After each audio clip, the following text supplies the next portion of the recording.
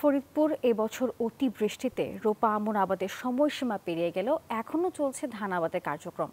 আর এই বিষয়ে বিস্তারিত জানাতে আমাদের সঙ্গে এই মুহূর্তে সরাসরি যুক্ত হচ্ছেন সহকর্মী খায়রুজ্জামান সোহাগ। সোহাগ, এবছর ধান আবাদের লক্ষ্যমাত্রা পূরণ হবে কিনা এই বিষয়ে কৃষকরা কি বলছেন জানাবেন।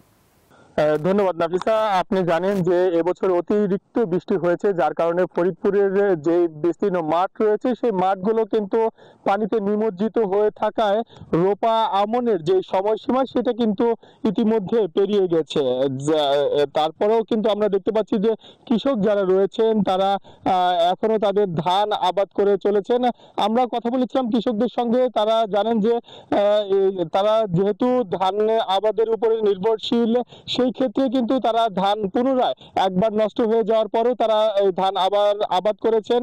এখন পানি কিছুটা কমে যাওয়াতে তারা কিন্তু নির্বিঘ্নে ধানগুলো আবার লাগিয়েছেন। সেক্ষেত্রে কিন্তু তাদের উৎপাদন যে খরচ সেটি কিন্তু অনেকটাই বেড়ে গিয়েছে, এমনটা কিন্তু আমাদেরকে জানিয়েছেন কৃষকরা।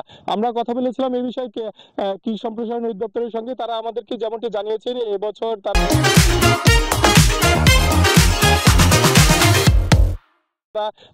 ৭৮,৯৪০ হেক্টর জমিতে ধান আবাদের লক্ষ্যমাত্রা নির্ধারণ করা হয়েছিল।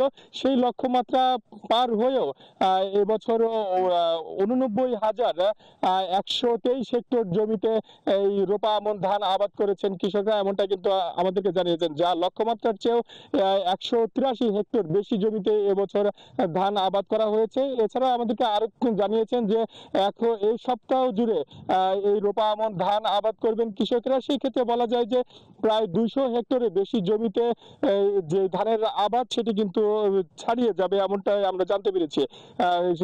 তবে কৃষকরা যেটা বলছিলেন যে এবছর উৎপাদন খরচ তাদের অনেক বৃদ্ধি পেয়েছে, সেই ক্ষেত্রে তারা লোকসানের মধ্যে পড়তে পারেন।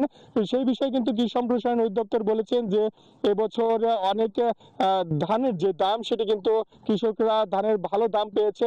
আগামীতে যদি ধানের ভালো দাম থাকে সেই ক্ষেত্রে লোকসানের যে সম্ভাবনা সেটি কিন্তু থাকবে না, এমনটাই কিন্তু আমাদেরকে জানানো হয়েছে। সেই ক্ষেত্রে কৃষক যারা রয়েছে তারা তাদের সাধ্য মতন চেষ্টা করে যাচ্ছেন এই ফসল ফলিয়ে তাদের সংসার চালানোর জন্য।